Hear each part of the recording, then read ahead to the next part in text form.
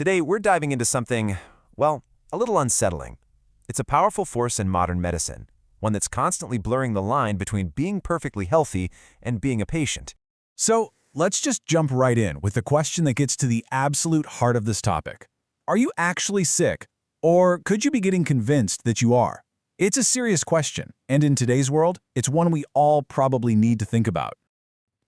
This whole phenomenon, it actually has a name.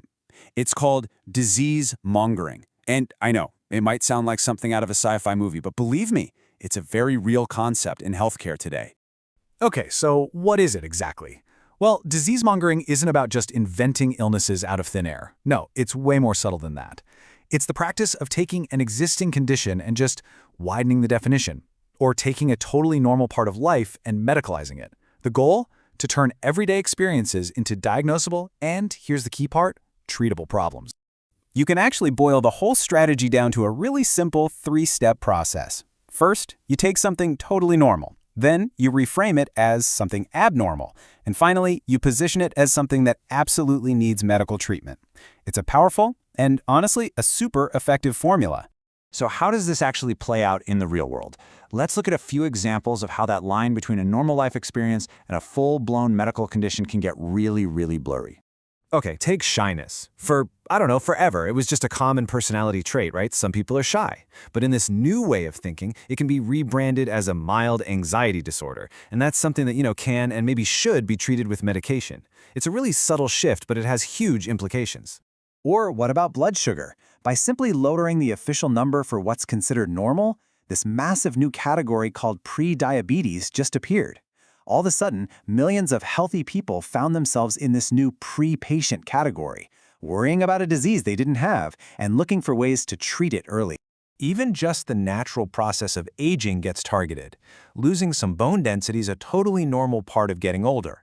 But if you frame it as early osteoporosis, you've suddenly transformed a natural process into a scary condition that needs screening and treatment way before it might ever actually cause a problem. And one last one to really drive the point home. Think about the totally normal hormonal shifts of midlife. Well, these have been medicalized into conditions like testosterone decline. And just like that, you've created a brand new market for therapies that are aimed at treating a completely natural stage of life. Now, this whole process, it's not random. In fact, it often follows a very specific and repeatable playbook. So let's pull back the curtain and break down the steps.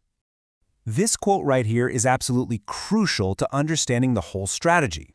See, it's rarely about inventing a brand new sickness. The real power is in taking one that already exists and just expanding its definition to include more and more people. So here's how the playbook usually works. It often kicks off by sponsoring studies that just so happen to suggest a condition is way more common than we thought. Then you get medical experts to promote those findings. After that, you launch media campaigns to get the word out, creating public awareness and, frankly, a little bit of fear.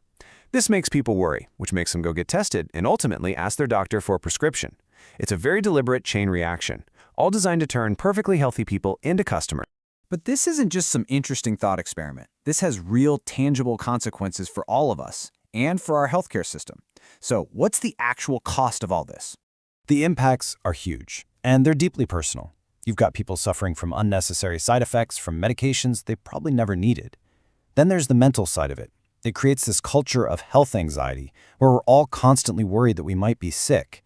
And of course, there's the enormous financial cost of all this over-testing and over-treatment, which puts a massive strain on the whole healthcare system, taking resources away from people who are genuinely ill. Now, after hearing all that, it's pretty easy to feel a bit cynical. But the point of this explainer isn't to discourage you. It's actually the opposite. It's to empower you. So let's talk about what we can actually do to push for a healthier system. I think we just need to get back to basics. We have to remember the fundamental principle of medicine. Its purpose is to heal the sick, not to turn healthy people into patients. So what can you do? Well, you can be an active, informed participant in your own healthcare. Be skeptical of health claims you see in ads. Have open conversations with your doctor.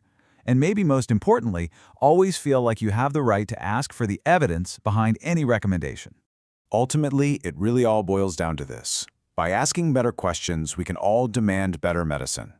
It's about shifting from being a passive patient to being an active partner in our own health. So the next time you see an ad for some new condition you've never heard of, just ask yourself, is this a real medical need or is it a marketing campaign?